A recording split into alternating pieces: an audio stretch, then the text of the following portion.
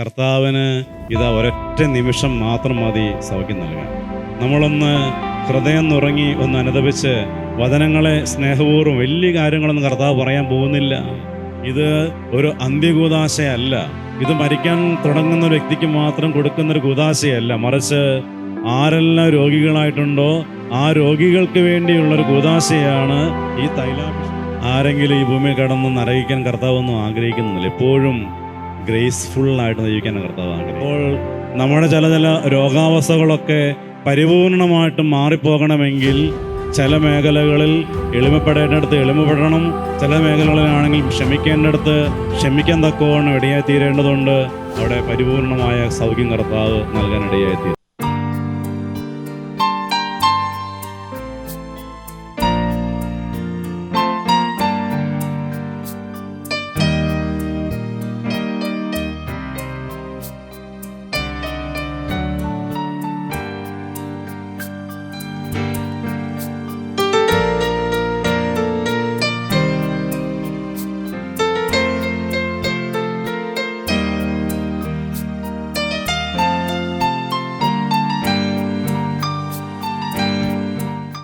ദൈവ തിരുനാമത്തിന് മഹത്വം ഉണ്ടായിരിക്കട്ടെ.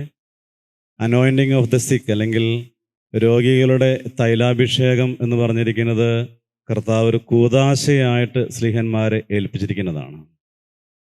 സ്ലീഹന്മാരെ കർത്താവ് പറഞ്ഞയക്കുമ്പോൾ കർത്താവ് അവർക്ക് നൽകുന്ന നിർദ്ദേശങ്ങളിൽ ഏറ്റവും പ്രധാനപ്പെട്ടതാണ് നിങ്ങൾ ലോകമെങ്ങും പോയി സകല സൃഷ്ടികളോടും സുവിശേഷം പ്രസംഗിക്കുക എന്നുള്ളത് ഇതാ കർത്താവ് സ്ലീഹന്മാരെ ഏൽപ്പിക്കുന്ന ഒരു ദൗത്യമാണ്. ലൂക്കോസിന്റെ സുവിശേഷം 9-ാം അധ്യായം അതിൻ്റെ 1-ാം വാക്യത്തിൽ നമുക്ക് വായിക്കാവോ? ലൂക്കോസിന്റെ സുവിശേഷം 9-ാം അധ്യായം 1-ാം വാക്യം. അവൻ 12 പേരെയും വിളിച്ച് സകല പിശാചുക്കളുടെയും മേൽ അവർക്ക് അധികാരവും ശക്തിയും കൊടുത്തു. അതോടൊപ്പം രോഗങ്ങൾ സുഖപ്പെടുത്താനും ദൈവരാജ്യം പ്രസംഗിക്കാനും രോഗികളെ സുഖപ്പെടുത്താനുമായി അവൻ അവരെ അയച്ചു. അതുകൊണ്ട് അവിടെ ഓർമ്മപ്പെടുന്നൊരു വാക്യം ഇങ്ങനെയാണ്: 12 അപ്പോസ്തലന്മാരെയും കർത്താവ് വിളിച്ചിട്ട് അവർക്ക് വലിയ ഒരധികാരം നൽകുകയാണ്. സകല പിശാചുക്കളുടെ മേലും കർത്താവ് അവർക്ക് അധികാരം നൽകി. അതോടൊപ്പം തന്നെ പറയുകയാണ് രോഗികളെ സുഖപ്പെടുത്തുവാനും ദൈവരാജ്യത്തെക്കുറിച്ച് പ്രസംഗിക്കുവാനും തങ്ങളുടെ അടുക്കിലേക്ക് കടന്നു വരുന്ന എല്ലാ രോഗികളെയും തൈലം പൂശി അവർക്ക് സൗഖ്യം നൽകുവാൻ തക്കവണ്ണം കർത്താവ് അവരെ ചുമതലപ്പെടുത്തി. അപ്പോൾ വലിയ ഒരു മേഖല ഇങ്ങനെ തുറക്കപ്പെടുകയാണ്. അപ്പോസ്തല പ്രവർത്തികൾ അല്ലെങ്കിൽ അപ്പോസ്തലന്മാർ ഏൽപ്പിക്കപ്പെട്ടതായ ദൗത്യങ്ങൾ ഏറ്റവും പ്രധാനപ്പെട്ട ഒന്നാണ് രോഗികളെ സുഖപ്പെടുത്തുക എന്നുള്ളത്. മർക്കോസിന്റെ സുവിശേഷം അതിൻ്റെ 6-ാം അധ്യായം 13-ാം വാക്യത്തിൽ വീണ്ടും ഓർമ്മപ്പെടുന്നത് ഇങ്ങനെയാണ്. മർക്കോസിന്റെ സുവിശേഷം 6-ാം അധ്യായം 13-ാമത്തെ വാക്യം. അനേകം പിശാചുക്കളെ പുറത്താക്കി അനേകം രോഗികളെ തൈലം പൂശി സുഖപ്പെടുത്തി. കണ്ടോ, അവിടെ അപ്പോസ്തലന്മാർ പല സ്ഥലങ്ങളിലൂടെ പോയി എന്നിട്ട് അനേക രോഗികളെ സൗഖ്യമാക്കിയെന്ന് മാത്രമല്ല, അവിടെ വീണ്ടും എടുത്തു പറയുന്നൊരു കാര്യമാണ് അനേക രോഗികളെ തൈലം പൂശി സുഖപ്പെടുത്തി. നോക്കിക്കേ, തൈലം പൂശിക്കൊണ്ട് കർത്താവ് അനേകരെ സുഖപ്പെടുത്തുവാൻ സ്ലീഹന്മാരെ ഭരമേൽപ്പിക്കുകയാണ്. അതുകൊണ്ട് തന്നെ ഇത് ക്രിസ്തു ചെയ്ത ശുശ്രൂഷയുടെ ഒരു പിന്തുടർച്ച എന്ന രീതിയിൽ കർത്താവ് സ്ലീഹന്മാരെ ഏൽപ്പിക്കുകയാണ്. വിശുദ്ധ വചനങ്ങൾ പരിശോധിക്കാനിടയായി തീരുമ്പോൾ, പ്രത്യേകിച്ച് പുതിയ നിയമത്തെ മുഴുവൻ കാണാനിടയായി തീരുന്നത് ഇത് അനേക അത്ഭുതങ്ങൾ പ്രവർത്തിക്കുന്ന, അനേക രോഗികളെ സുഖപ്പെടുത്തുന്ന കർത്താവിൻ്റെ പ്രവർത്തികൾ വർണ്ണിച്ചുകൊണ്ടാണ് ഗോസ്പൽ മുഴുവൻ നിറഞ്ഞിരിക്കുന്നത് അല്ലേ. എത്രമാത്രം രോഗികളെ സുഖപ്പെടുത്തിയിട്ടുണ്ടെന്ന് നമുക്കെന്നെ അറിയാൻ പാടില്ല. അത്രമാത്രം കർത്താവ് ചെയ്ത പ്രവർത്തികളാണ് സുവിശേഷത്തിൽ മുഴുവൻ കാണുന്നത്. അപ്പോൾ അതിൻ്റെ ഒരു കണ്ടിന്യൂഷനാണ് സ്ലീഹന്മാർ കർത്താവ് വരമേൽപ്പിക്കുന്നത്. അതുകൊണ്ട് തന്നെ ആദിമ നൂറ്റാണ്ടുകളിൽ ഇത് ശക്തമായി സഭയ്ക്കുള്ളിൽ നിറഞ്ഞു നിൽക്കുകയായിരുന്നു. അതുകൊണ്ടാണ് യാക്കോബ് ശ്ലീഹ ഒരു ലേഖനം എഴുതിയതായ സമയത്ത് ഇതിനെക്കുറിച്ച് ശക്തമായൊരു പ്രതിപാദനം നൽകുന്നത്. യാക്കോബിൻ്റെ ലേഖനത്തിൽ 5-ാം അധ്യായം അതിൻ്റെ 15, 16, 17 വാക്യങ്ങളെല്ലാം കാണാനിടയായിത്തീരുന്നത്: നിങ്ങളുടെ ഇടയിൽ ദുരിതം അനുഭവിക്കുന്നവൻ പ്രാർത്ഥിക്കട്ടെ, ആഹ്ലാദിക്കുന്നവൻ സ്തുതിഗീതം ആലപിക്കട്ടെ. നിങ്ങളിൽ ആരെങ്കിലും രോഗിയാണെങ്കിൽ അവൻ സഭയിലെ ശ്രേഷ്ഠന്മാരെ വിളിക്കട്ടെ. അവർ കർത്താവിൻ്റെ നാമത്തിൽ അവനെ തൈലാഭിഷേകം ചെയ്ത് അവന് വേണ്ടി പ്രാർത്ഥിക്കട്ടെ. വിശ്വാസത്തോടെയുള്ള പ്രാർത്ഥന രോഗിയെ സുഖപ്പെടുത്തും. നിങ്ങളുടെ ഇടയിൽ ആരെങ്കിലുമൊക്കെ ദുരിതം അനുഭവിക്കുന്നുണ്ടെങ്കിൽ ഇത് സ്വാഭാവികമാണ്. ഈ ലോകത്തിൽ ജീവിക്കുന്ന എല്ലാവർക്കും ചില സമയത്തൊക്കെ ദുരിതങ്ങളിലൂടെയൊക്കെ കടന്നു പോകേണ്ടി വരും. ചില രോഗങ്ങളൊക്കെ ചിലപ്പോൾ നമ്മളിലേക്ക് വന്നെന്ന് വരാം. ചില അസ്വസ്ഥതകളും ഭാരങ്ങളൊക്കെ കടന്നു വന്നെന്ന് വരാം. കർത്താവ് ഓർമ്മപ്പെടുത്തുകയാണ്, നിങ്ങൾ കണ്ടമാനം ആകുലപ്പെടേണ്ടതില്ല, നിങ്ങൾ ഭാരപ്പെടേണ്ടതില്ല. നിങ്ങൾ ആരെങ്കിലുമൊക്കെ ദുരിതം അനുഭവിക്കുന്നുണ്ടെങ്കിൽ തീഷ്ണതയോടെ പ്രാർത്ഥിക്കട്ടെ. നിങ്ങൾ ഹൃദയം നുറങ്ങി പ്രാർത്ഥിക്കാനിടയാതിരിക്കുക. എന്നിട്ട് പറഞ്ഞിരിക്കുകയാണ്, ആഹ്ലാദിക്കുന്നവൻ സ്തുതിഗീതം ആലപിക്കട്ടെ. നിങ്ങളിൽ ആരെങ്കിലും രോഗിയാണെങ്കിൽ സഭയിലെ കശിശന്മാരെ വിളിക്കട്ടെ. അവർ കടന്നു വന്നുകൊണ്ട് തൈലം പൂശി പ്രാർത്ഥിക്കട്ടെ. ഇങ്ങനെ പറഞ്ഞിരിക്കുകയാണ്, അവർ കർത്താവിൻ്റെ നാമത്തിൽ അവനെ തൈലാഭിഷേകം ചെയ്ത് അവന് വേണ്ടി പ്രാർത്ഥിക്കട്ടെ. വിശ്വാസത്തോടു കൂടിയുള്ള പ്രാർത്ഥന അവനെ രോഗിയെ സുഖപ്പെടുത്തും. അതുകൊണ്ട് കർത്താവ് ഇതാ യാക്കോബ് സ്ലീഹായിലൂടെ, യാക്കോബ് സ്ലീഹ സുറിയാനി സഭയോട് ഭയങ്കര ബന്ധമാണ്. നിങ്ങൾക്കറിയാവോ എന്താ ബന്ധമെന്ന്? നമ്മളിന്ന് അർപ്പിക്കുന്ന എല്ലാ കുർബാനയും അത് ഫസ്റ്റ് എഴുതിയത്, ഈ ഒരു ക്രമം എഴുതിയത് യാക്കോബ് സ്ലീഹായാണ്. യെരൂശലേമിൻ്റെ ആദ്യത്തെ പാത്രിയർക്കീസ്, അല്ലെങ്കിൽ അദ്ദേഹം യെരൂശലേമിൻ്റെ ബിഷപ്പായിട്ട് അപ്പോയിൻമെൻ്റ് ചെയ്യപ്പെട്ട വ്യക്തിത്വം. അതുകൊണ്ട് അദ്ദേഹം എഴുതിയ ആ ഒരു കുർബാന തക്സയുടെ കണ്ടിന്യൂഷനാണ് നമ്മൾ ഇന്നും. കുറച്ചൊക്കെ മാറ്റങ്ങളൊക്കെ വരുത്തിയിട്ടുണ്ടാകും, കുറച്ച് അഡീഷണൽ കാര്യങ്ങളൊക്കെ ഉണ്ടായും. എന്നാൽ അതല്ല, അതിൻ്റെ ബേസിൽ നിന്നുകൊണ്ടാണ് ഇന്ന് നമ്മൾ വിശുദ്ധ കുർബാന അർപ്പിക്കാനിടയായി തീരുന്നത്. അതുകൊണ്ട് ആദ്യകാലങ്ങളിലുള്ള ഒരു രോഗികളുടെ തൈലാഭിഷേക ശുശ്രൂഷകളും ഇന്ന് കാണുന്ന ശുശ്രൂഷകളൊക്കെ ഒരു പക്ഷേ കുറച്ചൊക്കെ വ്യത്യാസം ഉണ്ടാകും. പക്ഷേ അതിൻ്റെ മെയിൻ കണ്ടന്റ് എന്ന് പറഞ്ഞിരിക്കുന്നത് യാക്കോബ് സ്ലീഹ പറഞ്ഞിരിക്കുന്ന കാര്യമാണ്. ആരെങ്കിലും രോഗികളായിട്ട് മാറുന്നുണ്ടെങ്കിൽ ഇതാ സഭയിലേക്ക് വരട്ടെ, സഭയിലെ കശിശന്മാരെ വിളിക്കട്ടെ, എന്നിട്ട് അവർ തൈലാഭിഷേകം ചെയ്ത് പ്രാർത്ഥിക്കട്ടെ. വിശ്വാസത്തോടു കൂടിയുള്ള പ്രാർത്ഥന രോഗികളെ സൗഖ്യമാക്കി മാറ്റാനിടയാക്കി തീർക്കും. നോക്കിയ ഒരു ദൈവം ഇതാ ഈ ഭൂമിയിൽ നിന്ന് ദൈവം നൽകുന്ന ഏറ്റവും വലിയൊരു കാരുണ്യത്തിൻ്റെ കൂദാശ കൂടിയാണ് ഈ ഒരു തൈലാഭിഷേകത്തിൻ്റെതായ കൂദാശ. കർത്താവ് ഗ്യാരണ്ടിയാണ് ഇതിനകത്ത്. ഒരു ഫിസിക്കൽ തലങ്ങളിൽ, അല്ലെങ്കിൽ മനസ്സിൻ്റെ തലങ്ങളിൽ, അല്ലെങ്കിൽ ആത്മാവിൻ്റെ തലങ്ങളിൽ പരിപൂർണമായ ഏതെങ്കിലും ഒരു അവസ്ഥയിൽ സൗഖ്യം കർത്താവ് പൂർണ്ണമായിട്ട് നൽകുന്ന ഒരു കൂദാശയാണ് ഈ ഒരു തൈലാഭിഷേക കൂദാശ എന്ന് പറഞ്ഞിരിക്കുന്നത്. ഇതിൻ്റെ ഇന്ന് കാണുന്ന രീതികൾ, ഇപ്പം നമുക്കറിയാം, സഭയിൽ 2 രീതിയിലുള്ള തൈലാഭിഷേക ശുശ്രൂഷകളുണ്ട്. ഒന്ന്, നിങ്ങളൊക്കെ കണ്ടിട്ടുള്ള ഒരു കൂദാശയാണ്. പെട്ടെന്നൊരു അർജൻറ്റ് കേസ് വരുമ്പോൾ ഭവനത്തിൽ വന്ന് ഒരു 20 മിനിറ്റ് എടുത്ത് കൂദാശകളൊക്കെ നിർവഹിക്കുന്ന തൈലാഭിഷേക ശുശ്രൂഷ. അതുപോലെ തന്നെ മറ്റൊരു ശുശ്രൂഷ കൂടിയുണ്ട്, കന്തീല ശുശ്രൂഷ എന്നറിയപ്പെടും. കന്തീല, നിങ്ങളാരെയും കണ്ടിട്ടുണ്ടോ? കന്തീല ശുശ്രൂഷ ഉണ്ട് അല്ലേ? അപ്പോൾ കന്തീല ശുശ്രൂഷ എന്ന് പറഞ്ഞിരിക്കുന്നത് ഇന്നിപ്പോൾ ഇവിടെ സാധാരണ വൈദികർക്ക് മാത്രം കൊടുക്കുന്ന ശുശ്രൂഷകളാണ്. പക്ഷേ അതിൻ്റെ ആക്ച്വൽ മീനിങ് സൗഖ്യം ആർക്ക് വേണമോ അവർക്ക് വേണ്ടി സഭ ക്രമീകരിച്ചിരിക്കുന്നതായൊരു കൂദാശയാണ് കന്തീല ശുശ്രൂഷ. കന്തീല എന്ന് പറഞ്ഞിരിക്കുന്നത് തിരികളിൽ നിന്നാണ്. അത് ഒരു ദേവാലയത്തിൻ്റെ അകത്ത് ഏതെങ്കിലും രോഗികളൊക്കെ കടന്നു വരുമ്പോൾ അവർ ആവശ്യപ്പെട്ട് കഴിഞ്ഞാൽ ഒറ്റ വൈദികർ ചെയ്യാൻ പറ്റത്തില്ല. കാരണം കുറച്ച് നീണ്ട ശുശ്രൂഷയായതുകൊണ്ട് തന്നെ കുറച്ച് ഒന്നിലധികം വൈദികരെ ആവശ്യമാണ്, അല്ലെങ്കിൽ മെത്രാപ്പൊലീത്തമാരെ ആവശ്യമാണ്. എല്ലാവരും ചേർന്നിരുന്നു കൊണ്ടാണ് ഈ ശുശ്രൂഷകളൊക്കെ നിർവഹിക്കുന്നത്. 5 തിരികൾ കത്തിച്ചുകൊണ്ടാണ് ആ ശുശ്രൂഷകൾ നടത്തുന്നത്. കന്തീല എന്ന് പറഞ്ഞിരിക്കുന്നത് തിരികളാണ്. അവിടെ തന്നെ 5 ക്യാൻഡിൽസ് ആണ്, 5 തിരികളാണ് അവിടെ കത്തിക്കാനിടയായിരുന്നത്. 5 തിരികൾ എന്ന് പറഞ്ഞിരിക്കുന്നത് തന്നെ നമ്മുടെ ഒരു ശരീരത്തിൽ 5 സെൻസസ് ഉണ്ട്, 5 സെൻസസ് ഉണ്ട്. ഏതൊക്കെയാണെന്നറിയാവോ? അപ്പോൾ 5 രീതിയിലുള്ള ഒരു സെൻസസിൻ്റെ ഒരു സൗഖ്യം എന്ന രീതിയിലാണ് 5 തിരികൾ കത്തിക്കാനിടയായിത്തീരുന്നത്. അതോടൊപ്പം തന്നെ 5 കന്യകമാരെ കർത്താവിന് വേണ്ടി കാത്തിരുന്ന് 5 ബുദ്ധിമതികളായ കന്യകകൾ കർത്താവിൻ്റെ ആ ഒരു മണവാട്ടി ആ സമൂഹത്തിലേക്ക് ചേർക്കപ്പെടാനിടയായിത്തീരുന്നുണ്ട്. 5 പേര് തള്ളപ്പെട്ടു പോയി, 5 പേര് വളരെ ആകാംക്ഷയോടെ അല്ലെങ്കിൽ അതിനുവേണ്ടി കാത്തിരുന്ന് സ്വന്തമാക്കുന്ന 5 കന്യകമാർ. അപ്പോൾ ഈ 5 കന്യകമാരെ റെപ്രസെൻ്റ് ചെയ്യുന്നതായ തിരികളാണ് അവിടെ കത്തിച്ച് ആ ശുശ്രൂഷകളൊക്കെ നിർവഹിക്കപ്പെടാൻ തക്കവണ്ണം ഇടയായിത്തീരുന്നത്. ഈ കഴിഞ്ഞ ദിവസം ഞാൻ അവിടെ നമ്മുടെ വിയന്നയിലുള്ളതായ ഒരു വൈദികൻ, അവിടുത്തെ സുറിയാനി സഭയിലൊരു വൈദികൻ, അല്പം പ്രായമായിട്ട് നിൽക്കുകയാണ്. അദ്ദേഹം കഴിഞ്ഞ ദിവസം എന്നെ വിളിച്ചാ, ഇങ്ങനൊരു ശുശ്രൂഷ, കന്തീല ശുശ്രൂഷ ഇങ്ങനെ നിർവഹിക്കുന്നുണ്ട്, അച്ഛനും കടന്നു വരണം. അത് കോപ്റ്റിക് സഭയിലാണ് നിർവഹിക്കുന്നത്. കോപ്റ്റിക്കിലെ ഒരു ബിഷപ്പ് അവിടുത്തെ റമ്പാശന്മാരൊക്കെ ചേർന്നാണ് നിർവഹിക്കുന്നത്. അച്ഛനും കൂടെ കടന്നു വരികയാണെങ്കിൽ നല്ലതായിരുന്നു എന്ന് പറഞ്ഞു. ഞാൻ പറഞ്ഞു ശരി, എനിക്ക് ഒത്തിരി സന്തോഷം, കാരണം അതിനെക്കുറിച്ച് കാണുകയും പഠിക്കുകയും ചെയ്യാലോ എന്ന് പറഞ്ഞ് ഞാൻ അവിടെ ആ കോപ്റ്റിക് സഭ ചെയ്യുന്ന രീതികൾ കാണാൻ കടന്നു ചെന്നിരുന്നു. അപ്പോൾ അവിടെ വളരെ മനോഹരമായിട്ട് അവിടെ 5 പകരം 7 തിരികളോടെ കത്തിക്കുന്നുണ്ട്. 7 കൂദാശയുടെ ഒരു പൂർണ്ണത കാണിക്കാൻ വേണ്ടിയിട്ട് 7 തിരികൾ കത്തിച്ച് വെച്ചുകൊണ്ട് ശുശ്രൂഷകൾ നിർവഹിക്കപ്പെടാൻ ഇടയായിത്തീരുന്നു. എല്ലാ ശുശ്രൂഷയുടെയും ഭാഗത്ത് വചനങ്ങളെല്ലാം വായിക്കാൻ ഇടയായിത്തീരുന്നുണ്ട്. അതിനുശേഷം ഈ രോഗികളെ മുഴുവൻ തൈലം പൂശി പ്രത്യേകമായിട്ട് പ്രാർത്ഥിക്കാൻ ഇടയായിത്തീരുന്ന ശുശ്രൂഷകൾ വളരെ മനോഹരമായിട്ട് എല്ലാ സഭയ്ക്കകത്തും ഇത് ക്രമീകരിക്കപ്പെട്ടിട്ടുണ്ട്. ഇതെന്ന് പറഞ്ഞു കഴിഞ്ഞിരിക്കുന്നത് ഇത് അത്യാവശ്യം മരണസമയത്ത് മാത്രം കൊടുക്കുന്ന ഒരു ശുശ്രൂഷയൊന്നല്ല, മറിച്ച് എപ്പോൾ സൗഖ്യം ആവശ്യമുണ്ടോ അപ്പോൾ ഓടി വന്ന് സ്വീകരിക്കാൻ പറ്റുന്ന ഒന്നാണ്. മറ്റ് എല്ലാ സഭകളിലും, ബൈസാൻഡിയൻ ഓർത്തഡോക്സ് സഭകളിലൊക്കെ ഈ പെസഹ വ്യാഴാഴ്ച അന്ന് രാവിലെ ഈ രോഗികൾക്ക് വേണ്ടി മാത്രം ഒരു തൈലാഭിഷേക ശുശ്രൂഷകളൊക്കെ നിർവഹിക്കപ്പെടാറുണ്ട്.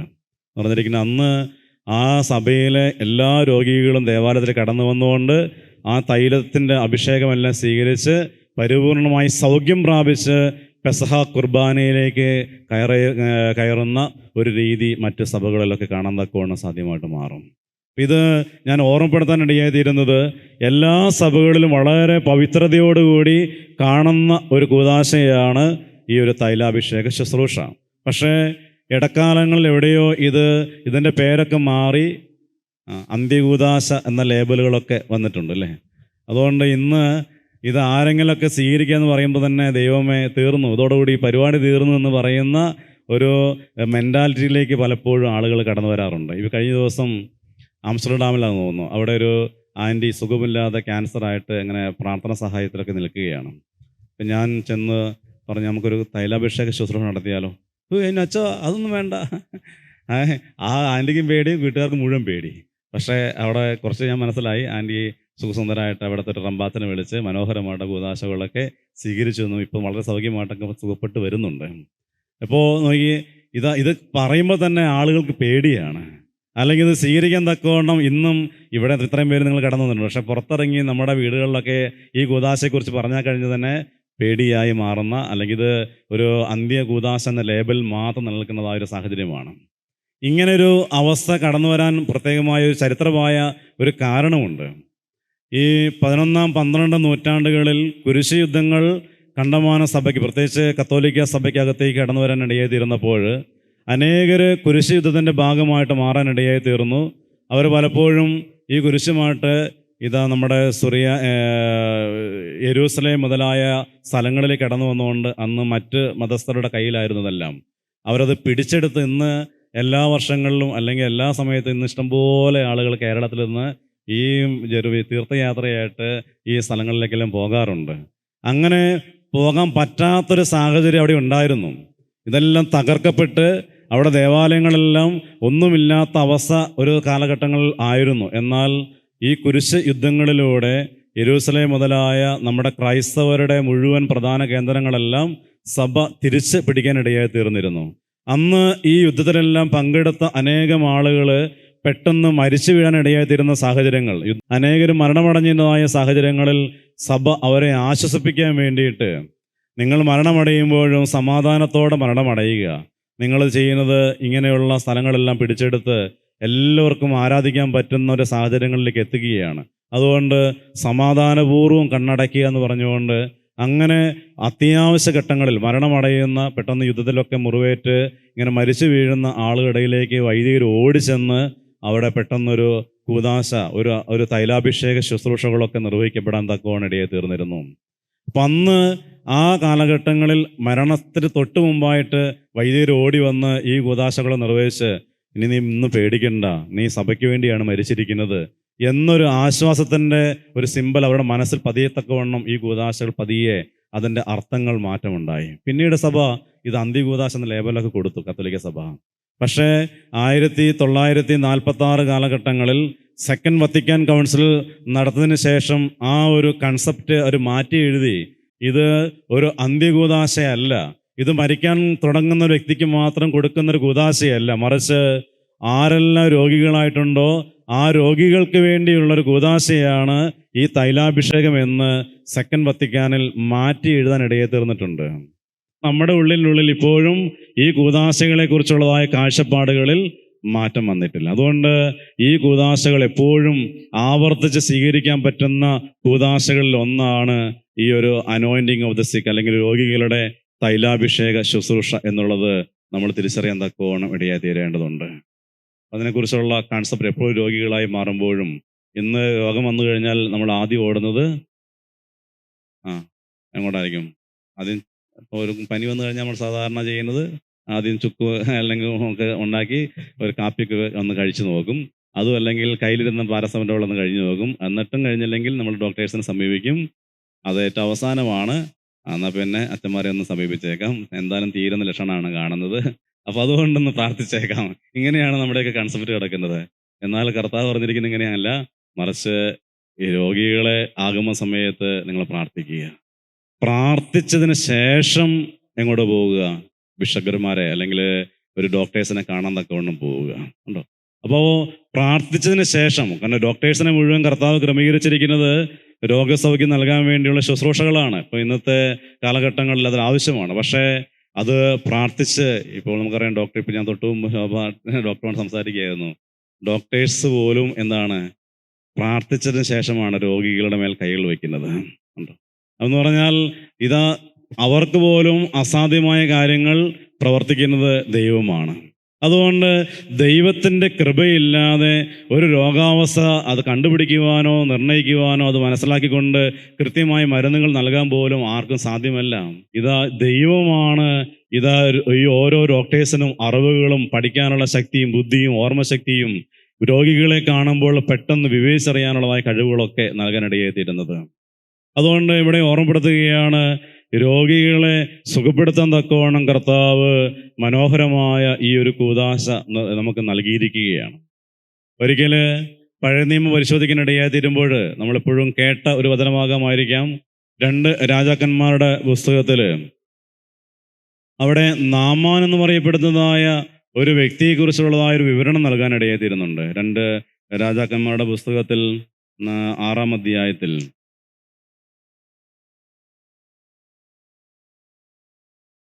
5-ാം അധ്യായത്തിൽ നമുക്ക് 1 മുതൽ ഒന്ന് വായിക്കാം. 2 രാജാക്കന്മാർ 5-ാം അധ്യായം 1 മുതൽ. സിറിയ രാജാവിൻ്റെ സൈന്യാധിപനായിരുന്നു നാമാൻ. രാജാവിന് അവനോട് പ്രീതിയും ബഹുമാനവുമായിരുന്നു. കാരണം അവൻ മുഖാന്തരം കർത്താവ് സിറിയയ്ക്ക് വിജയം നൽകി. ധീരനും പരാക്രമിയുമായിരുന്നെങ്കിലും അവൻ കുഷ്ഠരോഗിയായിരുന്നു. ഇസ്രായേലിനെ ആക്രമിച്ചപ്പോൾ സിറിയക്കാർ ഒരു പെൺകുട്ടിയെ തട്ടിക്കൊണ്ടുപോയിരുന്നു. അവൾ നാമാൻ്റെ ഭാര്യയുടെ പരിചാരികയായി. അവൾ തൻ്റെ യജമാനത്തിയോട് പറഞ്ഞു, എൻ്റെ യജമാനൻ സമറിയായിലെ പ്രവാചകൻ്റെ അടുത്തായിരുന്നെങ്കിൽ അവൻ യജമാനൻ്റെ കുഷ്ഠം മാറ്റുമായിരുന്നു. ഇസ്രായേൽക്കാരി പെൺകുട്ടി പറഞ്ഞ വിവരം നാമാൻ രാജാവിനെ അറിയിച്ചു. സിറിയ രാജാവ് പറഞ്ഞു, ഉടനെ പോവുക, ഞാൻ ഇസ്രായേൽ രാജാവിന് ഒരു കത്തു തരാം. നാമാൻ 10 താലന്ത് വെള്ളിയും 6000 ഷെക്കൽ സ്വർണവും 10 വിശിഷ്ട വസ്ത്രങ്ങളും എടുത്ത് യാത്രയായി. അവൻ കത്ത് ഇസ്രായേൽ രാജാവിനെ ഏൽപ്പിച്ചു. അതിലിങ്ങനെ എഴുതിയിരുന്നു, എൻ്റെ ദാസൻ നാമാനെ കുഷ്ഠരോഗത്തിൽ നിന്ന് സുഖപ്പെടുത്തണമെന്ന് അപേക്ഷിക്കാനാണ് ഈ എഴുത്ത്. ഇസ്രായേൽ രാജാവ് കത്ത് വായിച്ചിട്ട് വസ്ത്രം കീറിക്കൊണ്ട് പറഞ്ഞു, കുഷ്ഠരോഗിയെ സുഖപ്പെടുത്താൻ എന്നോട് ആവശ്യപ്പെടുന്നു. ജീവൻ എടുക്കാനും കൊടുക്കാനും ഞാൻ ദൈവമാണോ? കണ്ടോ, എന്നോട് മല്ലിടാൻ അവൻ പഴുതു നോക്കുന്നു. ഇസ്രായേൽ രാജാവ് വസ്ത്രം കീറിയെന്ന് കേട്ട് ദൈവപുരുഷനായ എലീഷ രാജാവിനെ അറിയിച്ചു, നീ എന്തിനാണ് വസ്ത്രം കീറിയത്? അവൻ എൻ്റെ അടുത്ത് വരട്ടെ, ഇസ്രായേലിൽ ഒരു പ്രവാചകനുണ്ടെന്നറിയട്ടെ. നാമാൻ രഥങ്ങളും കുതിരകളുമായി എലീഷായുടെ വീട്ടുപടിക്കലെത്തി. എലീഷ ദൂതനെ അയച്ച് അവനോട് പറഞ്ഞു, നീ ജോർദാനിൽ പോയി 7 പ്രാവശ്യം കുളിക്കുക, നീ ശുദ്ധനായി ശരീരം പൂർവ്വസ്ഥിതിയെ പ്രാപിക്കും. അവിടെ ഓർമ്മപ്പെടുന്നതായൊരു ഭാഗം, നാമാൻ എന്ന് പറയപ്പെടുന്നതായ ഒരു സൈന്യാധിപൻ സിറിയ രാജാവിൻ്റെ കൂടെ അനേക യുദ്ധങ്ങൾക്ക് നേതൃത്വം നൽകുന്നതായ ഒരു സൈന്യാധിപനാണ് നാമാൻ. അവൻ വളരെ ഊർജ്ജസ്വലനാണ്, ഭയങ്കര പരാക്രമിയാണ്, എല്ലാവിധമായ കഴിവുകൾ അവനുണ്ട്. പക്ഷേ ഒരു സുപ്രഭാതത്തിൽ അവന് രോഗം പിടിപെടുകയാണ്. കുഷ്ഠരോഗമെന്ന ഒരു മാരകമായൊരവസ്ഥ അവനെ പിടികൂടാൻ തക്കവണ്ണം ഇടയായി തീർന്നു. നമുക്കറിയാം കുഷ്ഠരോഗികളെ പഴയ നിയമത്തിൽ കാണുന്നത് അവർ ടെൻറ്റിന് കൂടാരങ്ങൾക്ക് പുറത്താണ്. ഒരു സൊസൈറ്റിയോട് ചേർത്ത് വയ്ക്കാൻ ഒരിക്കലും തയ്യാറാകാത്ത ഒരവസ്ഥയാണ് പഴയ നിയമത്തിൽ കാണുന്നത്. അപ്പം അങ്ങനെയുള്ള ഒരവസ്ഥയിൽ നാമാൻ അവൻ്റെ പദവിയിൽ നിന്നൊക്കെ മാറേണ്ടി വരും. പക്ഷേ അവൻ ഭയങ്കര പരാക്രമിയും ധീര യോദ്ധാവും ഒക്കെ ആയതുകൊണ്ട് തന്നെ ഒരു രാജാവിൻ്റെ സന്നിധിയിൽ അവന് വലിയ ഒരു അവകാശവും അല്ലെങ്കിൽ സ്വാതന്ത്ര്യമൊക്കെ ഉണ്ടായിരുന്നു. അതുകൊണ്ട് തന്നെ ഇതാ ഇപ്രകാരമുള്ളൊരു സംഭവം ഉണ്ടായപ്പോൾ അവന് സംഭവിച്ച കാര്യങ്ങളെക്കുറിച്ചാണ് പറഞ്ഞിരിക്കുന്നത്. ഇസ്രായേലിൽ ഒരു പെൺകുട്ടി ഉണ്ടായിരുന്നു. ആ പെൺകുട്ടി ഈ സിറിയ രാജാവ് ഈ രാജ്യം മുഴുവൻ ആക്രമിച്ചു കൊണ്ടുവന്നപ്പോൾ ഈ പെൺകുട്ടിയെയും ഈ സിറിയയിലേക്ക് കൊണ്ടുവന്നു ഇസ്രായേലിൽ നിന്ന്. അവളവിടെ നാമാവിൻ്റെ ഭവനത്തിലാണ് താമസിക്കുന്നത്. നാമാവിൻ്റെ ഭാര്യയുടെ യജമാനത്തിയായിട്ട് അല്ലെങ്കിൽ ഒരു ദാസിയായിട്ട് ശുശ്രൂഷ ചെയ്തുകൊണ്ടിരിക്കുകയാണ്. ഈ ഒരു രോഗം വന്ന സമയത്ത് ഈ പെങ്കൊച്ച് പറയുകയാണ്, ഇത് എൻ്റെ നാട്ടിലായിരുന്നുവെങ്കിൽ ആ പ്രവാചകൻ ഇവളെ സുഖപ്പെടുത്തുമായിരുന്നു, അല്ലെങ്കിൽ ഇവനെ സുഖപ്പെടുത്തുമായിരുന്നു. ഇതെൻ്റെ സ്വന്തം ഇസ്രായേലിലായിരുന്നു ഇതിങ്ങനെ സംഭവിച്ചിരുന്നുവെങ്കിൽ അവിടെ ദൈവത്തെ ആരാധിക്കുന്ന ഒരു വലിയ അഭിഷേകമുള്ള ഒരു പ്രവാചകനുണ്ട്. ആ പ്രവാചകൻ ഇവനെ സുഖപ്പെടുത്തുമായിരുന്നു എന്നൊരു വാക്ക് ഈ യജമാനത്തിയോട് പറയുകയാണ്. യജമാനത്തി കേട്ടു. നേരെ നാമാൻ്റെ അടുക്കൽ കടന്നു വന്നുകൊണ്ട് പറഞ്ഞു, ആ ദാസി ഇങ്ങനൊരു വാക്ക് പറഞ്ഞിട്ടുണ്ട്, അവിടെ ഭയങ്കര ശക്തനായ ഒരു പ്രവാചകനുണ്ടെന്ന് കേട്ടിട്ടുണ്ട്. ഒരുപക്ഷെ അവിടെ പോയാൽ നമുക്ക് സൗഖ്യമുണ്ടാകാമോ? അങ്ങനെ നാമാൻ രാജാവിനെ അറിയിക്കുകയാണ്. സിറിയ രാജാവിനെ അറിയിച്ചു. സിറിയ രാജാവ് ഒരു ദൂതനെ അയക്കുകയാണ്, ഒരു കത്തെഴുതി കൊടുക്കുകയാണ്. എൻ്റെ സൈന്യാധിപൻ നാമാൻ ഇവിടെ സുഖമില്ലാതെ കിടക്കുകയാണ്, അവനെ ഒന്ന് സുഖപ്പെടുത്തണം. ഇത് കേട്ട ഇസ്രായേൽ രാജാവ് ചിന്തിക്കുകയാണ്, എന്നോട് സൗഖ്യപ്പെടാൻ തക്കവണ്ണം ഞാൻ ആരാണ്? സൗഖ്യം നൽകാനും ജീവൻ നൽകാനും ജീവനെടുക്കാൻ അവകാശമുള്ളത് ആരാണ്? ദൈവമാണ്. അതുകൊണ്ട് ദൈവത്തോട് ചോദിക്കാതെ എന്നോട് ചോദിക്കാനിടയായി തീരുന്നത് വീണ്ടും അവൻ എന്നോട് ശണ്ട കൂടാനോ ആക്രമിക്കാൻ കടന്നു വരാനുള്ളതായ ഒരു കാര്യമല്ലേ എന്ന് ആ രാജാവ് ഇങ്ങനെ ചിന്തിക്കുകയാണ്. അപ്പോൾ പ്രവാചകൻ ഇത് കേൾക്കുകയാണ്. എലീഷ പ്രവാചകൻ അത് കേട്ടു. ആ എലീഷ പ്രവാചകൻ കടന്നു വന്നുകൊണ്ട് ആ ഇസ്രായേൽ രാജാവിനോട് പറയുകയാണ്, അവനെ എൻ്റെ അടുക്കിലേക്ക് അയച്ചോ. സൗഖ്യം നൽകാൻ വേണ്ടിയല്ലേ കർത്താവ് ഈ ഒരു അധികാരവും ഈ വേഷ സംവിധാനങ്ങളൊക്കെ നൽകി ഈ ഭൂമിയിലേക്ക് അയച്ചിരിക്കുന്നത്? ഞാൻ ഈ പ്രവാചകനാണെന്നൊക്കെ പറഞ്ഞ് ഇവിടെ ഭൂമി നിൽക്കുന്നത് തന്നെ എന്തിനു വേണ്ടിയാണ്? നിങ്ങൾക്ക് ആവശ്യമുള്ളവർക്ക് സൗഖ്യം നൽകാൻ വേണ്ടിയല്ലേ. നിങ്ങളുടെ മുമ്പിൽ ഈ അച്ഛന്മാർ ഈ കറുത്തൂപ്പായും അമ്മനിക്ക് കിട്ടും നിങ്ങൾ നിൽക്കുന്നതിൻ്റെ അടിത്തറ എന്ന് പറഞ്ഞിരിക്കുന്നത് എന്താണ്? ആവശ്യമുള്ളവർക്ക് കുമ്പസാരിപ്പിച്ച് പാപമോചനം നൽകുവാനും പിന്നെ അതിലപ്പുറം സൗഖ്യം നൽകാൻ വേണ്ടിയല്ലേ. അതിലപ്പുറത്തേക്ക് എന്താണ് ഈ ഒരു പൗരോഹിത്യത്തിൻ്റെ നന്മയുള്ളത്? അതുകൊണ്ട് അവരെ എൻ്റെ അടുക്കലേക്ക് അയക്കാമെന്ന് പറഞ്ഞുകൊണ്ട് ആ ദൂതന്മാരെ അങ്ങോട്ട് വിളിക്കുകയാണ്. അപ്പോൾ ഇത് കേട്ടപ്പോൾ നാമാനും ദൂതന്മാരും കുറേ ആനുകളുമായിട്ട് നേരെ എലീഷ ദീർഘദർശിയുടെ അടുത്തേക്കായി പോവുകയാണ്. പക്ഷെ ദീർഘദർശി അവനെ കാണാനൊന്നും പോയില്ല. വീട്ടുപടിക്കൽ വന്ന സമയത്ത് എലീഷ ഒരു ദൂതനെ അയച്ചിട്ട് പറഞ്ഞു, അവരോട് പറഞ്ഞേരെ ആ യോർദാൻ നദിയിൽ പോയിട്ട് 7 പ്രാവശ്യം മുങ്ങിക്കുളിച്ച് പോകുന്നേരം നീ ശുദ്ധനായിട്ട് മാറും, നിന്റെ രോഗമെല്ലാം പരിപൂർണമായിട്ടും സൗഖ്യമായി മാറും. ഇത് കേട്ടപ്പോൾ നാമാന് ഭയങ്കര ദേഷ്യമാണ് വന്നത്. നാമാൻ ആരാണ്? സൈന്യാധിപനാണ്. ഉണ്ടോ, തലയറക്കാനുള്ള അധികാരമുണ്ട്. അങ്ങനെയുള്ളൊരു സൈന്യാധിപൻ ഈ ഒരു എലീഷ പ്രവാചകൻ അടുക്കലേക്ക് കടന്നു വന്നപ്പോൾ അവൻ പ്രതീക്ഷിച്ചത് എലീഷ പ്രവാചകൻ സ്നേഹപൂർവ്വം പുറത്തേക്ക് ഇറങ്ങി വന്നുകൊണ്ട് അവരെയൊക്കെ ഒന്ന് തൊട്ട് സൗഖ്യം നൽകുമെന്നാണ് വിശ്വസിച്ചിരുന്നത്. നമ്മുടെയൊക്കെ അവസ്ഥ എങ്ങനെയാണ്? പലപ്പോഴും രോഗികളായി മാറുമ്പോൾ നമ്മളിങ്ങനെ പ്രതീക്ഷിക്കുന്നത് കർത്താവ് ഇപ്പോഴും മുകളിൽ താഴേക്ക് ഇറങ്ങി വന്നുകൊണ്ട് നമ്മളെയൊക്കെ സുഖപ്പെടുത്തും. പക്ഷേ ചില ഡിമാൻഡുകൾ കർത്താവ് വയ്ക്കുകയാണ്. കർത്താവ് അവനോട് പറയുകയാണ്, നീ പോയിട്ട് യോർദാൻ നദിയിൽ പോയിട്ട് 7 പ്രാവശ്യം കുളിച്ചേക്ക്. കാണാൻ പോലും വന്നില്ല. ഇത് കണ്ടപ്പോൾ നാമാന് ഭയങ്കരമായിട്ട് കോപം വന്നു. അന്നേരം ഈ ദാസന്മാർ പറയുകയാണ്, യജമാനെ 7 പ്രാവശ്യം മുങ്ങാനല്ലേ പറഞ്ഞുള്ളൂ, വേറെ വലിയ കാര്യങ്ങളൊന്നും പറഞ്ഞില്ല. നീ അവിടെ പോയിട്ട് വലിയ കൊണ്ടുപോകണ അല്ലെങ്കിൽ ഹോമമൊക്കെ ഉണ്ടാക്കി അവൾ കുറേ സാധനം കിട്ട് പുകച്ച് അത് ബലിയർപ്പിക്കണമെന്നും പറഞ്ഞില്ലല്ലോ, വേറൊന്നും പറഞ്ഞില്ലല്ലോ, ചെറിയ നിസ്സാരമായ കാര്യമല്ലേ പറഞ്ഞുള്ളൂ. നമുക്കൊന്ന് അനുസരിച്ച് നോക്കിയാലോ. ആ ദാസന്മാർ പറഞ്ഞ വാക്കുകൾ കേട്ടപ്പോൾ നാമാവൻ്റെ കണ്ണുകൾ തുറക്കപ്പെടുകയാണ്. അവൻ പോയി പതിയെ ആ ഒരു കുളത്തിൽ മുങ്ങുകയാണ്. ആ യോർദാൻ നദിയിൽ മുങ്ങി 7 പ്രാവശ്യം പൊങ്ങി വന്നപ്പോൾ അവൻ്റെ രോഗമെല്ലാം പരിപൂർണമായിട്ടും സൗഖ്യമായി. അവൻ വളരെ ആഹ്ലാദത്തോടു കൂടി ദൈവത്തെ മഹത്വപ്പെടുത്തുകയാണ്. ഇത് സൗഖ്യം കിട്ടിയെന്ന് കണ്ടപ്പോൾ നാമാൻ അടുത്ത് ചെയ്ത പ്രവൃത്തിയാണ് വളരെ കുറച്ചുകൂടെ ഒരു ഇമ്പോർട്ടൻ്റായ കാര്യം. നമുക്ക് 15-ാമത്തെ വാക്യത്തിൽ അവന് 14 വായിക്കാം.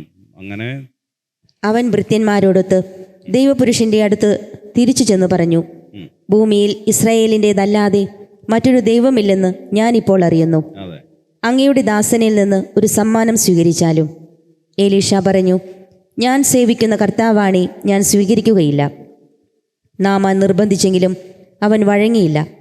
അപ്പോൾ നാമാൻ പറഞ്ഞു, സ്വീകരിക്കുകയില്ലെങ്കിൽ 2 കഴുതച്ചുമട് മണ്ണു തരണമെന്ന് ഞാൻ യാചിക്കുന്നു.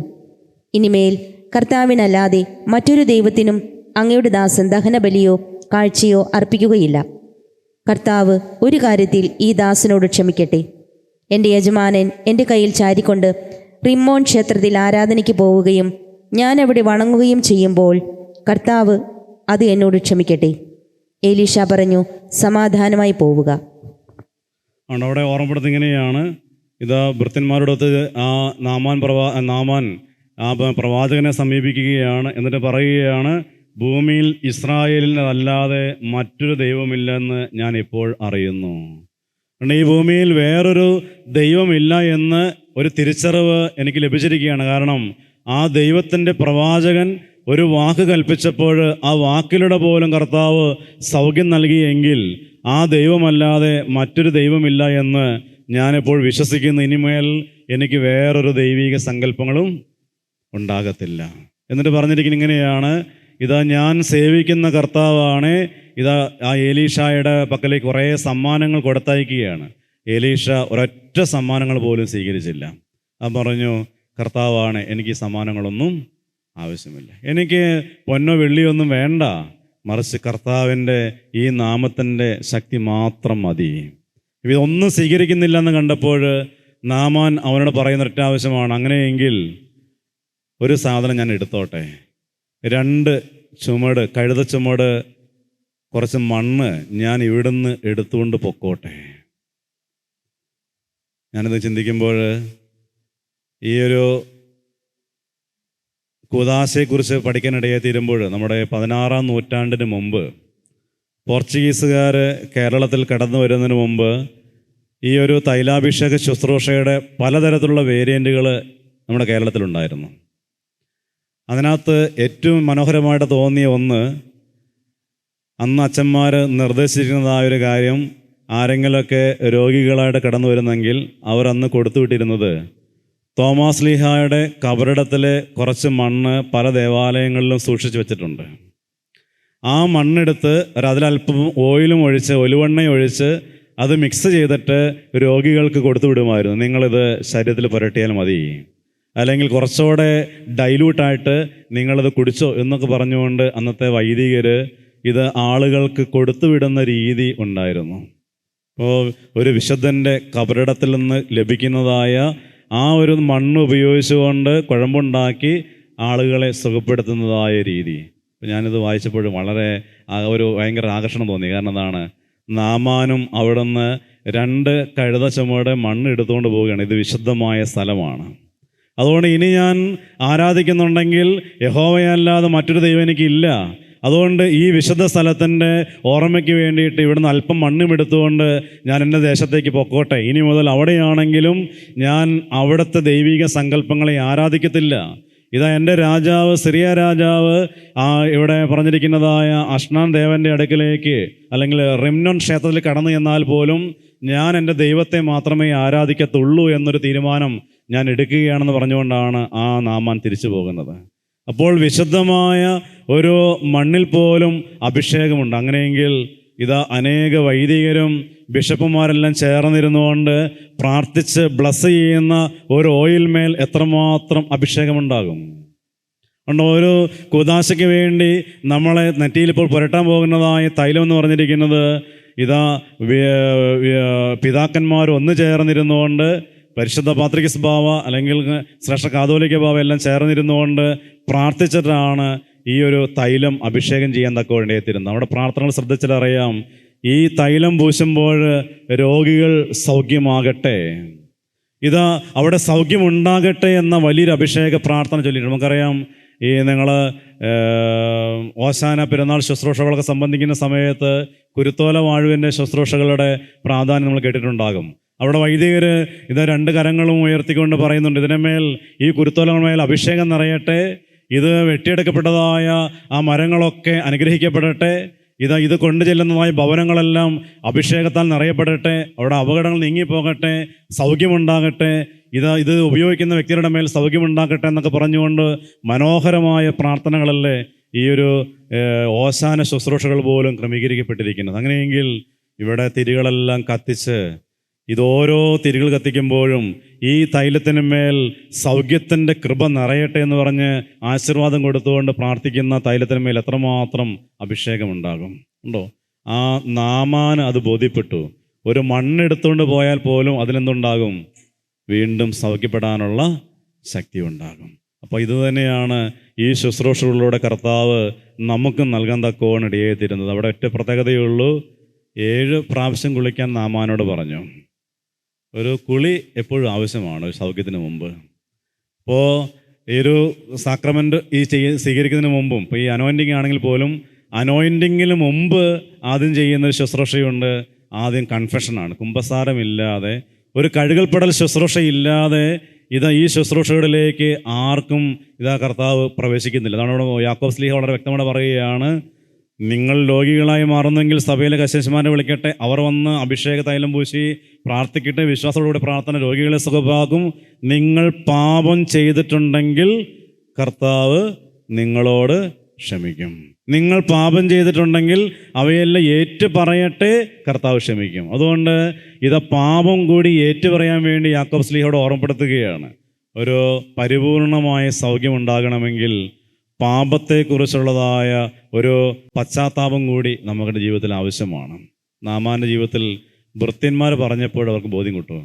അവർ പറയുകയാണ്, നാം വലിയ കാര്യങ്ങൾ ചെയ്തിരുന്നുവെങ്കിൽ പറഞ്ഞിരുന്നെങ്കിൽ നീ അനുസരിക്കുമായിരുന്നല്ലോ, നിസ്സാരമായ കാര്യമല്ലേ, ഒന്ന് എളിമപ്പെട്ട് നീ നിൻ്റെ ഭാവമൊക്കെ ഒന്ന് മാറ്റി സാധാരണ മനുഷ്യനെ പോലെ ഒന്ന് ആ വെള്ളത്തിലേക്കൊന്ന് ഇറങ്ങി കുളിച്ച് നോക്കിക്കേ, നിനക്ക് സൗഖ്യമുണ്ടാകും. അതുകൊണ്ട് ഒന്ന് എളിമപ്പെടാൻ തക്കവണ്ണം തയ്യാറായി മാറേണ്ട ഒരു ഹൃദയം കൂടി ആവശ്യമാണ് സൗഖ്യത്തിന്. കർത്താവ് എത്ര മനോഹരമായിട്ടാണ് ഈ ഭൂമിയിൽ ഓരോ മനുഷ്യനെ സൃഷ്ടിച്ചിരിക്കുന്നത്. ആരെങ്കിലും ഈ ഭൂമിയിൽ കടന്ന് നരകിക്കാൻ കർത്താവ് ഒന്നും ആഗ്രഹിക്കുന്നില്ല. എപ്പോഴും ഗ്രേസ്ഫുള്ളായിട്ട് ജീവിക്കാനാണ് കർത്താവ് ആഗ്രഹിക്കുന്നത്, അല്ലേ? എന്ന് പറഞ്ഞിരിക്കുന്നത് എപ്പോഴും, അത് രോഗം വന്നാൽ രോഗം വന്നില്ലെങ്കിലും അത് രോഗം വരുമോ അത് രണ്ടാമത്തെ കേസാണ്. പക്ഷേ എപ്പോഴും ദൈവിക കൃപയുടെ ചൈതന്യത്തിൽ ജീവിക്കണമെന്നാണ് കർത്താവ് ആഗ്രഹിക്കുന്നത്. ആ കൃപയുടെ ചൈതന്യം നഷ്ടപ്പെട്ടു പോകുമ്പോഴാണ് ചില സമയത്തൊക്കെ രോഗങ്ങളുണ്ടാകുന്നത്. ചില രോഗങ്ങളുടെയൊക്കെ പിന്നിൽ ഇപ്പോൾ കുറച്ചു കാലം മദ്യപിക്കുന്നൊരു വ്യക്തിയാണെങ്കിൽ മദ്യപിച്ച് കുറച്ച് നമ്മൾ കരളും ചങ്കൊക്കെ പോകും. അത് സ്വാഭാവികമാണ്. അതിൻ്റെ ഒരു ആഫ്റ്റർ എഫക്റ്റാണ് മദ്യപാനത്തിൻ്റെ. പുകവലിക്കുന്ന വ്യക്തികളാണെങ്കിൽ ആ പുകവലി കാരണം ശ്വാസകോശം മുഴുവൻ കട്ട പിടിച്ച് ശ്വാസകോശ സംബന്ധമായ രോഗങ്ങൾ ഉണ്ടാകുക സ്വാഭാവികമാണ്. അതുകൊണ്ട് നമുക്ക് ചെറിയ നിസ്സാരമായ ഒരവസ്ഥയിൽ ഒന്ന് ക്ഷമിക്കാൻ പറ്റാത്തൊരു സാഹചര്യങ്ങളോട് കടന്നു പോകുമ്പോൾ അതിൻ്റെ എഫക്റ്റ് ഒരു ജീവിതകാലം മുഴുവൻ അനുഭവിച്ചുകൊണ്ടിരിക്കുകയല്ലേ. ഇത് പെട്ടെന്ന് തീരുന്ന കേസാണോ? ഒന്ന് ശാന്തമായ മനസ്സൊന്ന് ശാന്തമാക്കിക്കൊണ്ട്, കർത്താവേ ഞാൻ അവരോടൊക്കെ ഒന്ന് ക്ഷമിക്കുന്നു, ഞാൻ അവരോടൊക്കെ മാപ്പ് കൊടുക്കുന്നു എന്ന് പറഞ്ഞ് ഒന്ന് ക്ഷമ ചോദിച്ചാൽ മനസ്സ് റിലാക്സേഷനായിട്ട് മാറും. മനസ്സിൻ്റെ ഉള്ളിലെ അകത്തളങ്ങൾ മുഴുവൻ നോർമലായിട്ട് മാറാൻ ഇടയായിത്തീരും. അതാണ് ഹെബ്രായർ പുസ്തകത്തിൽ 12:14 പറഞ്ഞിരിക്കുകയാണ്, എല്ലാവരോടും സമാധാനം വർദ്ധിച്ച് വിശുദ്ധിക്ക് വേണ്ടി പരിശ്രമിക്കുവാൻ, വിശുദ്ധി കൂടാതെ ആർക്കും ദൈവത്തെ ദർശിക്കുക സാധ്യമല്ല. വിദ്വേഷത്തിൻ്റെ വേര് വളർന്ന് ഉപദ്രവം ചെയ്യാതിരിക്കാൻ നിങ്ങൾ സൂക്ഷിച്ചു കൊള്ളുക. വിദ്വേഷത്തിൻ്റെ ഒരു ശകലം വേര് എവിടെയെങ്കിലും ഒന്ന് കടന്നാൽ മതി, അത് പെട്ടെന്ന് നമ്മുടെ ജീവിതം മുഴുവൻ തകർത്ത് കളയാനിടയായി തീരും. കർത്താവ് എത്രമാത്രം ഒരു സൗഖ്യമാണ് ഇങ്ങനെ ഒരു ക്ഷമയിലൂടെ നൽകാൻ തക്കോണം ഇടയായി തീരുന്നത്. ഒന്ന് ക്ഷമിച്ചാൽ മനസ്സിൻ്റെ ആഴങ്ങൾ നമ്മൾ ചിന്തിക്കരുത്, എനിക്ക് ആരോടും വിരോധമില്ലെന്ന് ചിന്തിക്കരുത്. കർത്താവ് പറഞ്ഞിരിക്കുന്നത്, നീ ബലിയർപ്പിക്കുന്നതിന് മുമ്പ് ആർക്കെങ്കിലും നിന്നോട് വല്ല വിരോധം ഉണ്ടെന്ന് തോന്നിക്കഴിഞ്ഞാൽ ആ ബലിവസ്തു അവിടെ വെച്ചിട്ട് ആദ്യം പോയി അവനോട് നിരപ്പാകുക, എന്നിട്ട് വന്ന് ബലിയർപ്പിക്കാനിടയായി തീരുക. അങ്ങനെയെങ്കിൽ നമുക്ക് ആരോടും വിരോധമില്ലെങ്കിൽ പോലും മറ്റുള്ളവർക്ക് ആർക്കെങ്കിലും നമ്മോട് എന്തെങ്കിലും തരത്തിലുള്ള വിരോധമുണ്ടോ എന്നൊന്ന് ആത്മശോധന ചെയ്യാൻ കൂടി ഒന്ന് തയ്യാറായിട്ട് മാറേണ്ടതുണ്ട്. ഒന്ന് ചിന്തിക്കണം, ഇതാ ദൈവമേ, ആർക്കെങ്കിലും എന്നോട് വല്ല വിരോധം കിടപ്പുണ്ടോ? ഉണ്ടെങ്കിൽ ദൈവമേ അവർക്ക് എന്നോട് ക്ഷമിക്കാനൊരു അഭിഷേകം കൊടുക്കണമേ. എൻ്റെ ചിലപ്പോൾ ഒരു ചില വാക്കുകളായിരിക്കാം, ഞാൻ ചിലപ്പോൾ മൈൻഡ് ചെയ്യാതെ പോയതായിരിക്കാം, ഒന്ന് ചിരിക്കേണ്ട സമയത്ത് ചിരിച്ചിട്ടുണ്ടാവില്ല, അല്ലെങ്കിൽ ഒരു നല്ല വാക്ക് പറയേണ്ട സമയത്ത് വാക്ക് പറയാൻ മറന്നുപോയിട്ടുണ്ടാകാം, അവർക്ക് വേണ്ട പരിഗണന കൊടുത്തിട്ടുണ്ടാകത്തില്ല. ഇതൊക്കെ ആയിരിക്കാം.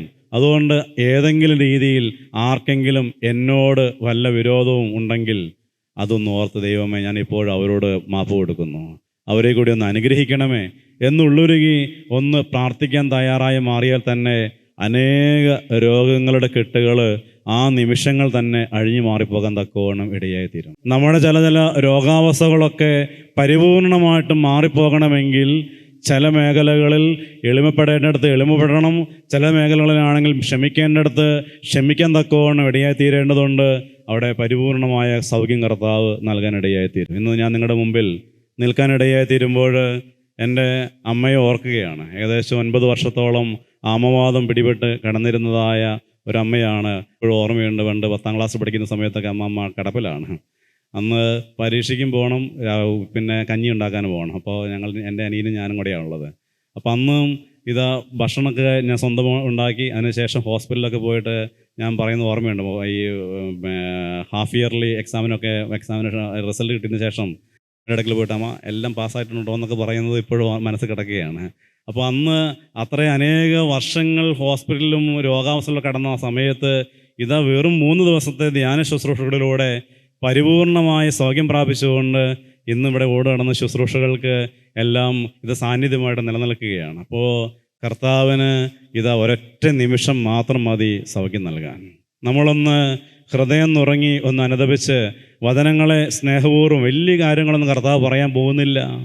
കാരണം നിങ്ങളവിടെ പോയിട്ട് ഈ ഓപ്പറേഷൻ വിധേയപ്പെടണമെന്നൊന്നും കർത്താവ് പറയാൻ പോകുന്നില്ല. മറിച്ച് ഹൃദയത്തിൻ്റെ ഉള്ളിലേക്കൊന്ന് നോക്കിക്കൊണ്ട് എവിടെയാണ് ദൈവത്തിൻ്റെ ഛായയിൽ നിന്ന് എനിക്കൊരല്പം മാറ്റം വന്നിട്ടുള്ളത്, ദൈവത്തിൻ്റെ നിലപാടുകളിൽ നിന്ന് ഞാൻ എവിടെയാണ് മാറിപ്പോയിട്ടുള്ളത്, ദൈവത്തിൻ്റെ ആ സ്വഭാവത്തിൽ നിന്ന് ഞാൻ എവിടെയാണ് മാറിപ്പോയിട്ടുള്ളത്, അതൊന്ന് ചിന്തിച്ച് ദൈവമേ തെറ്റുപറ്റിപ്പോയി ഞാൻ മാപ്പ് ചോദിക്കുന്നു എന്ന് പറഞ്ഞുകൊണ്ട് ഒരൊറ്റ അനുതാപം നമ്മുടെ മനസ്സിലേക്ക് ചൊല്ലിയാൽ മാത്രം മതി. കർത്താവ് ഇന്നും നമ്മുടെ ഇടയിലേക്ക് ഇറങ്ങി വന്നുകൊണ്ട് സുഖപ്പെടുത്തുന്നവനാണ്. കാരണം കർത്താവ് സ്നേഹമാണ്. 1 യോഹന്നാൻ 4-ാം അധ്യായത്തിൽ 8-ാം വാക്യത്തിൽ ഓർമ്മപ്പെടുത്തുകയാണ്, ദൈവം സ്നേഹമാണ്. 16-ാം വാക്യത്തിൽ ഓർമ്മപ്പെടുത്തുന്ന സ്നേഹമാണ് ദൈവം. അതുകൊണ്ട് ദൈവത്തിന് ആരോടും വിരോധം വെച്ചൊരിക്കാൻ സാധ്യമല്ല. ഒരു മനുഷ്യ സൃഷ്ടി പോലും നഷ്ടപ്പെട്ടു പോകരുതെന്നാണ് കർത്താവിൻ്റെ ആഗ്രഹം. ഈ ഭൂമിയിൽ കിടന്നിങ്ങനെ നരകിക്കണമെന്ന് കർത്താവ് ആഗ്രഹിക്കുന്നില്ല. എല്ലാവരും സൗഖ്യം പ്രാപിച്ചുകൊണ്ട് കർത്താവിനെ മഹത്വപ്പെടുത്തണമെന്ന് കർത്താവ് ആഗ്രഹിക്കുന്നുണ്ട്. അതുകൊണ്ട് എത്രമാത്രം കരുണയോടുകൂടിയാണ് ഈ ഒരു വലിയൊരു തൈലാഭിഷേക ശുശ്രൂഷ കർത്താവ് സ്ലീഹന്മാരെ വരമേൽപ്പിക്കുന്നത്. ഇതാ കടന്നു വരുന്ന എല്ലാ വ്യക്തികൾക്കും അവൻ്റെ ആ പൂർണ്ണ അവസ്ഥയിലേക്ക്, അവൻ്റെ ആ പൂർണ്ണതയിലേക്ക് വീണ്ടും ഒന്ന് തിരികെ കൊണ്ടുവരാൻ തക്കവണ്ണം കർത്താവ് ഒരു അഭിഷേകം നൽകുകയാണ്. ഞാൻ ആദ്യം ഓർമ്മപ്പെടുത്തി, ഒരു 5 ഇന്ദ്രിയങ്ങൾക്കാണ് കർത്താവ് സൗഖ്യം നൽകുന്നത്. നമ്മുടെ കണ്ണുകൾ കാഴ്ചയിലൂടെ കടന്നു വന്ന എല്ലാ പാപങ്ങൾക്കും കർത്താവ് കണ്ണിന് മേൽ ഒരു സ്ലീബാട് അടയാളം വരച്ചുകൊണ്ട്, അല്ലെങ്കിൽ ആ തൈലം പൂശിക്കൊണ്ട് കണ്ണുകൾ കൊണ്ട കാഴ്ചകളിലൂടെ കടന്ന പാപത്തിന് മുഴുവൻ പരിഹാരം നൽകുകയാണ്.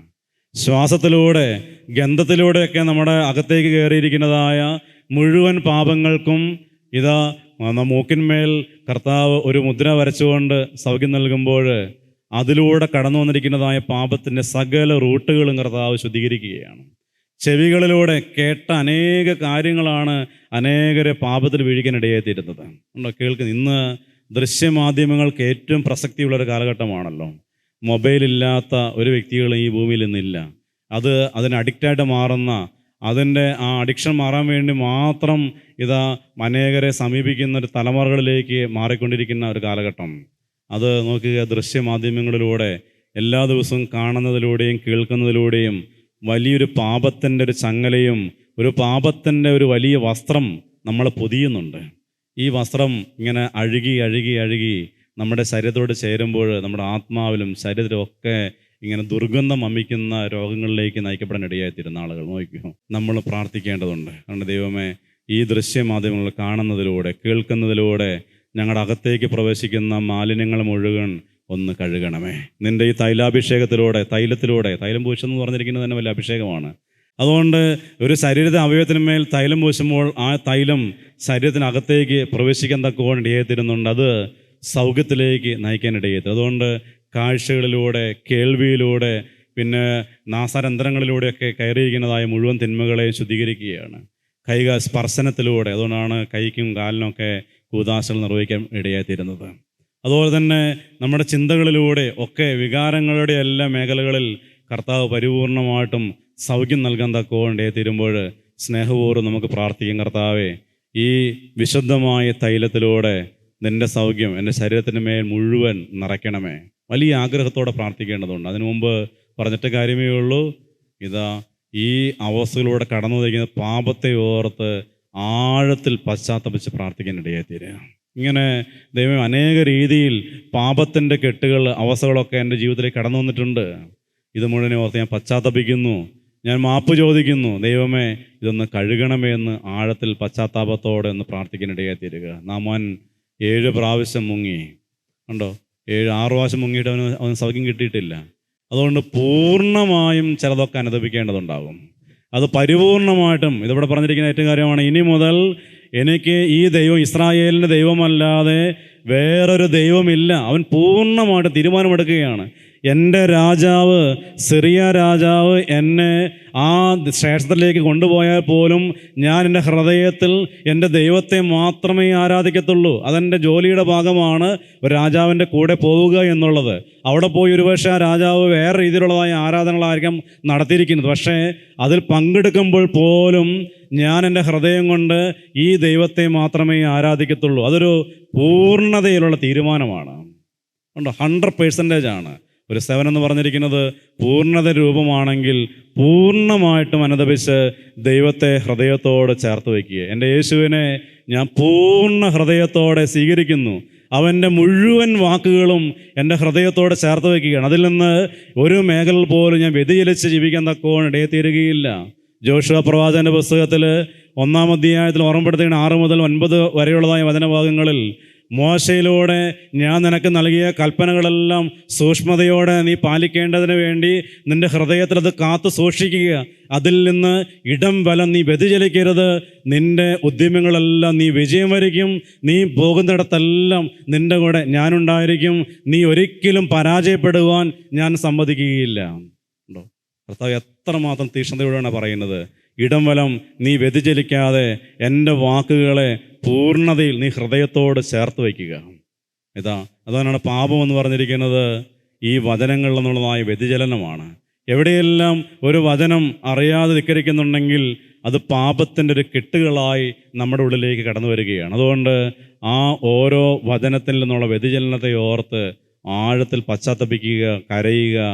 കർത്താവിൻ്റെ കൃപ വീണ്ടും നമ്മളിലേക്ക് നിറയും. പരിപൂർണമായി സൗഖ്യമുണ്ടാകും. അത് 100% ഉറപ്പാണ്. അതുകൊണ്ട് കർത്താവിൻ്റെ കരുണയ്ക്ക് വേണ്ടിയിട്ട് ആഴമായൊരു പശ്ചാത്താപത്തിലേക്ക് നയിക്കപ്പെടുന്നതൊക്കെ നമുക്ക് സ്നേഹപൂർവ്വം സമർപ്പിച്ചുകൊണ്ട് പ്രാർത്ഥിക്കാം. ഈ കൂദാശ കർത്താവ് നമ്മെ ഓർമ്മപ്പെടുത്തുകയാണ്. അത് സൗഖ്യത്തിന് വേണ്ടി മാത്രം, ആത്മാവിൽ, ശരീരത്തിൽ, മനസ്സിലെല്ലാം നിറയുന്നൊരു സൗഖ്യമായിട്ട് കർത്താവ് ഈ കൂദാശകളിലൂടെ എഴുന്നള്ളി വരുമ്പോൾ ഇത് നമ്മൾ അദൃശ്യമായ ദൈവം ഇറങ്ങി വരുന്നതാണ്. വിശുദ്ധ കുർബാന ഒരു കൂദാശയാണ്. ആ കൂദാശയിലേക്ക് കർത്താവ് ഇറങ്ങി വരുന്നുണ്ട്. അങ്ങനെയെങ്കിൽ ഈ തൈലാഭിഷേകത്തിലൂടെ കർത്താവ് നമ്മുടെ ശരീരത്തിലേക്ക്, ആത്മാവിലേക്കെല്ലാം കർത്താവ് ഇറങ്ങി വരും. ആ തൈലത്തിന്മേൽ വലിയ അഭിഷേകമുണ്ട്. അത് നമ്മുടെ രോഗാവസ്ഥകളെ പരിപൂർണമായിട്ടും സുഖപ്പെടുത്താനുള്ളൊരു അഭിഷേകം നിറഞ്ഞ തൈലമാണ് ഇവിടെ നമ്മുടെ ശരീരത്തിൽ പുരട്ടുവാൻ തക്കോണം ഇടയായിത്തീരുന്നത്. സ്നേഹപൂർവ്വം പ്രാർത്ഥിക്കാം. അനുതാപത്തിലേക്ക് ഹൃദയത്തെ മുഴുവൻ തുറന്നു കൊടുത്തുകൊണ്ട് കർത്താവേ, എൻ്റെ പാപങ്ങളെ ഓർത്ത് പശ്ചാത്തപിക്കുന്നു. ക്ഷമിക്കാൻ പറ്റുന്ന മേഖലകളോട് കരുണ കാണിക്കണമേ. ഞാൻ ക്ഷമിക്കുന്നു. എല്ലാവരോടും ഉപാധികളില്ലാതെ ഞാൻ ക്ഷമിക്കുന്നു. എൻ്റെ മേൽ സൗഖ്യം നീ വർഷിക്കണമേ എന്ന് സ്നേഹപൂർവ്വം ചേർന്ന് നമുക്ക് ഇപ്പോൾ പ്രാർത്ഥിക്കാം.